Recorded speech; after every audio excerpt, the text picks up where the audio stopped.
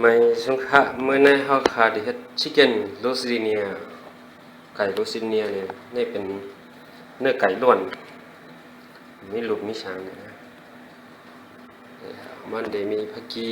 มะพริกพาสเล่หอมขาวทั้งมีมันจะหอมแดงมาเนี่ยนะมันก็ช่วมอันนี้เอาตินเนี่ยนะพ่ออันนี้มันเป็นผักที่ผักหอมที่จังหวัดอันนี้มะพริกอันนี้เกลืออันนี้ซอสอันนี้มะเขือส้มเป็นแอบอันนี้เป็นข้าวขี้ข้าวโพดข้าวกับเป็นแอบมันยังมีมะพริกหวานในแครอทผักปึกเลียงนี่ผักปึกเลียงก็ดีฮะดีไล่เห็นดีเป็นอย่างนี้ยังมีโมเหลืมหมดน้ำมันออกน้ำมันนี่แหละอ๋อนี่อันนี้เป็นน้ำมันมะกอกนะเนาะเพราะน้ำมันมะกอกก็ใช้น้ำมันโหเหลืองจังเลยก็แล้วน้ำมันสั่งก็แล้วแกนะว่ากินน้ำมันจังไหนมันจะมีโอเมก้า3จะดีต่อเลือดนี่ฮะเราเตือนไว้นะอันนั้นจะมีแทงใส่กรอกกันเลยเนื้อเยสชัยอันว่าน่ะเป็นของอังกฤษนะมันจะมีใจจะไหนเนาะนะครับไปด้วยฮะจะใส่ทางก่อนนี่เขาหาได้มาซอยมีหอเนาะนี่มีหอครับปอกไปเอาใส่มีหอใส่จะไหนยาวๆแหโอเคครับในเขาขามาหางแฮนตัดดีโคเนาะมันมาก่อนมันมีเดี๋ยวมีลูกพัดลูกโคนี่ก่อนมีหอโคมีหอยาวก็เขาขาดเดียวพักจะได้ใส่ลงกันเนาะพักจะได้ใส่ลงเนี่ยก็กำไปด้วยขนมคดีคือเนี่ยในกำเนิดเขาขาหางแฮนไว้ลอยอันนี้เป็นใส่กรอกนะเนาะมันจะเป็นเนื้อเยื่อไส้เป็นของอังกฤษเขาน้ำซุปกันเข้าอบให้ซุปกันอันนี้เป็นแป้งเป็นของ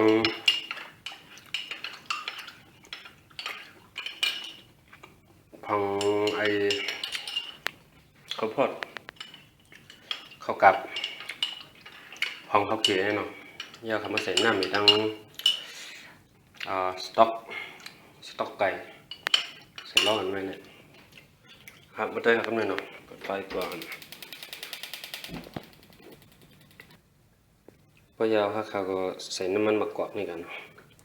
มีน้ำมันมะกอกก็ใช้น้ำมันต่างมีหูก็เลยใช้น้ำมันหักเลยอันนี้น้ำมันมะกอกมีโอเมก้า3เนี่ยนะ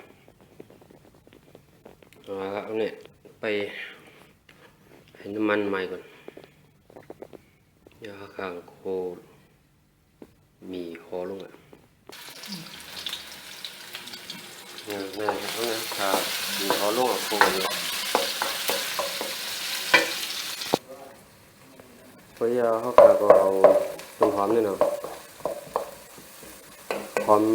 ขาวมันจะหอมแดงนะไม่ได้มีหอมขาวหอมแดงนะนี่เป็นหอมขาวใส่ลงไปต้นเทียม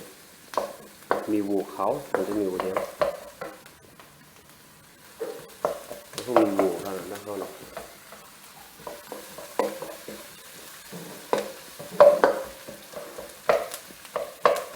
มีวูมีหมุนมีวูแดงก็ใส่มีวูแดงก็ไล่หอมขาวนี่ครับวัดมันเท่ากันเลย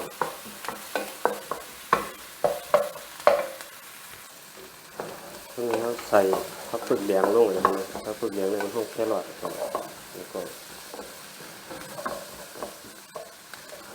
แครอทเหี้ยทั้งปืนเนี่ยแล้วก็ผักขึ้นช่ายแต่ตัวใหญ่เนี่ยเตรียมตรงนี้ นะครับต้องเนี่ยขาใส่พริกหวานพริกหยวกกันหน่อยตั้งเขาบนเอามาพริกหวานเนี่ยสีเหลืองนี่สีเหลืองเลยนะพริกอะไรมาพริกหวานพริกหยวกกันอยู่ในคูร้อนเนื้อหมูใส่ลงอ่ะโคให้นาไปอินมันจะได้ขนาดเพราะถ้าเขาในข้าวขาใส่ลงผักหอมเลยไม่ทองมาพริกหยวกมาพริกพริกหวานเนี่ยเนาะเป็นสีแดงก็ตั้งข้าวเป็นข้าวหยองตีนเลยผักอันนี้เป็นหมักพริกเผ็ดเองหมักพริกเป็นเครื่องนิ้วอันนี้ถืออันนี้ซอสโถข้าวก็ใส่ยาวเลยอันนี้ครับอันนี้ก็ต้องใช้นับมาอีกหน่อยหรือว่าข้าวก็ขวดติ๊กข้าวขีดใส่ลงอ่ะ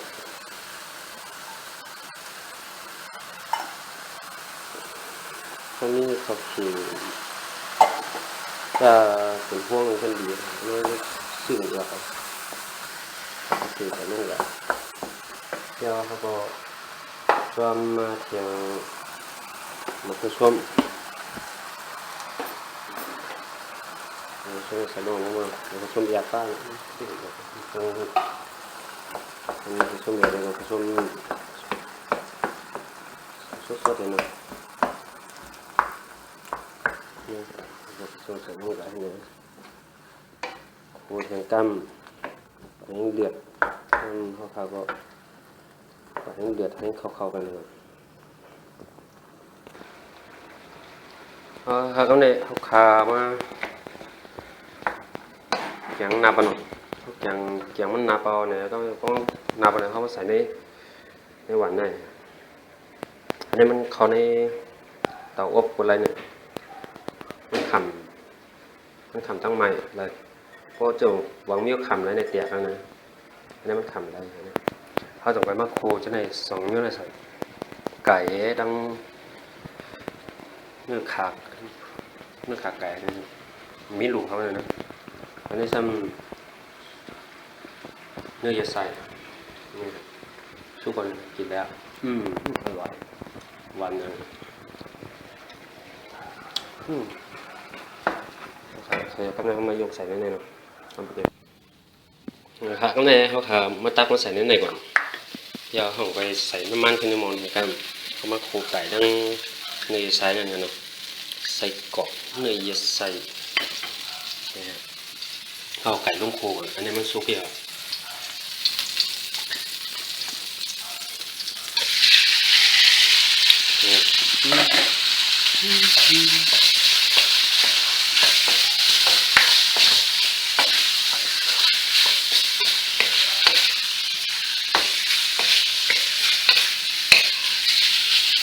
ไก่สุกเลยทำมาเต็มเลยนะเขามาใส่พริกไทยหลำเนาะทั้งเขาผสมกับพริกปอนหลำพริกไทยเขามาใส่เกลือเย็นแล้วก็ต้องเกลือถ้าหอมเย็นหัวโคขึ้นแล้วก็ที่ใส่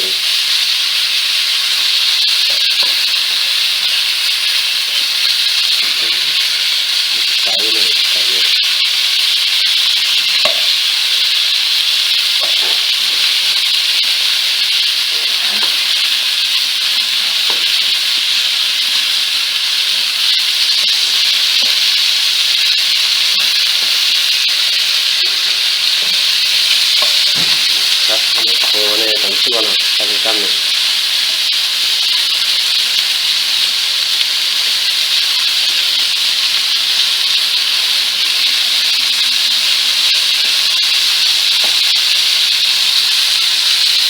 ใส่จิ้มเนี่ยก็ทำให้ไปกล้วยเหรอ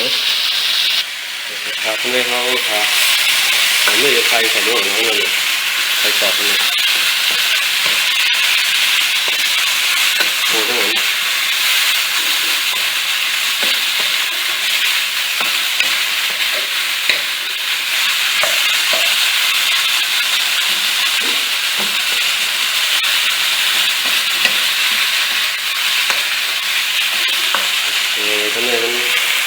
วันนี้เนี่ย我要好我们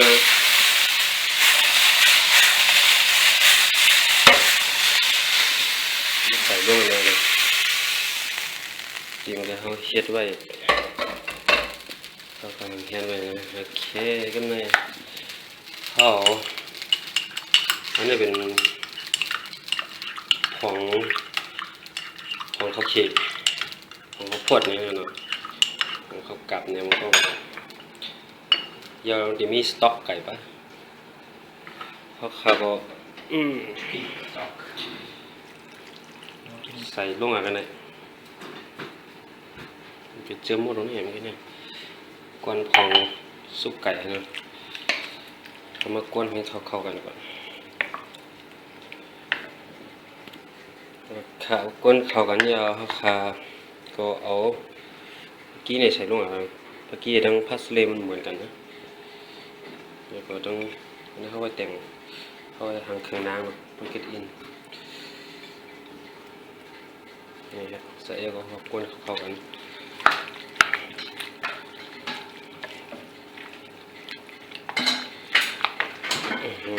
บ้านนี้เนี่ยได้ครับเนี่ยไปเยี่ยวดีนะครับเขาขาเดียวกับว่าไปเขาขาเดียวกับว่าไปในข้างอบเตาอบนึงนี่ครับเนี่ยผมก็น้ำลายว่าเข็นหลายแบบนี้ซึ่งเด็บบานเลยนะเดี๋ยวไปน้ำลายไปเยี่ยวดีถึงพริกถึงเกลือเอาเขามาใส่กันในเนาะเข้มแล้วเนี่ยชาก็ต้องไปข้าวหนาวไปกินข้าววันไปเนี่ย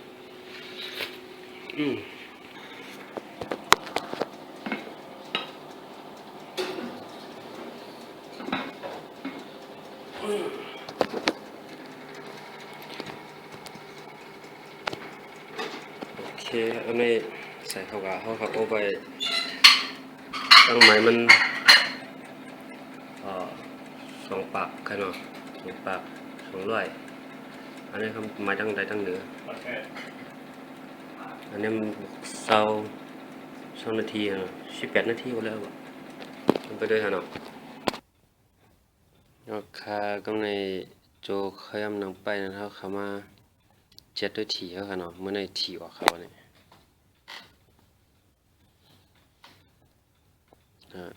ได้174 199จำได้หรอจงถูกค่ะผมถูกว่าให้ไปขี้อ่ะไปขี้อ่ะเปียกแล้วมันก็ขึ้นในเหี้ยเนาะค่ะก็ในเป็นฮะแล้วเนี่ยสุกยาวออกมาเข้มหน้าแล้วเนี่ยเขามาจิ้มด้วยกันนะโอ้ยจำว่าเขาเมื่อกี้นี่ใส่ถึงกำบริด้วยดีกินดีเยี่ยมมาพิดเพลสครับ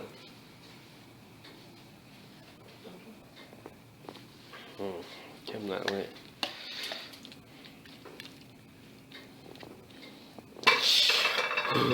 เคยกินหนาวต้องไม่หนาวค่ะก็ในเขาขาก็มาด้วยว่ามันยาวเป็นเฮนะ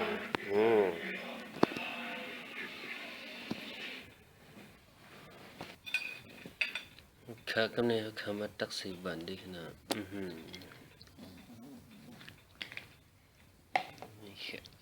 เข้มหนาวเนื้อบันจิ้มด้วยกัน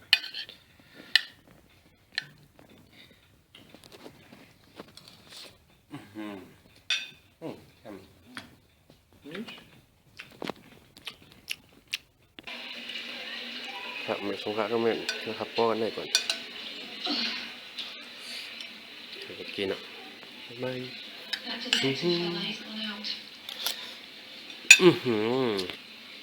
ของพ่อกันแห้งอันนั้นเคยเฮ็ดกินด้วยนี่ก็จำด้วยหันนะ Remember your dad took you fishing one time? วันนี่ก็จำด้วยหัน You said, "Oh, no, กิน look ยา for ได้ it. ลุ่มเมียงหลัง I want to spend มันไม่สูงค่านี่บ่เลยเขาตัวอย่างนี้ก็เช่นต่ออย่าลืมปันแห้งอันนี้หันแล้วก็พอจังว่าแค่ด้วยใน YouTube นี่ก็ว่าด้วยเลยดีในสายจอยนี่ SAIGO จอยสายจอยนี่หันใน YouTube นะครับมีกันนะครับไม่สูงครับ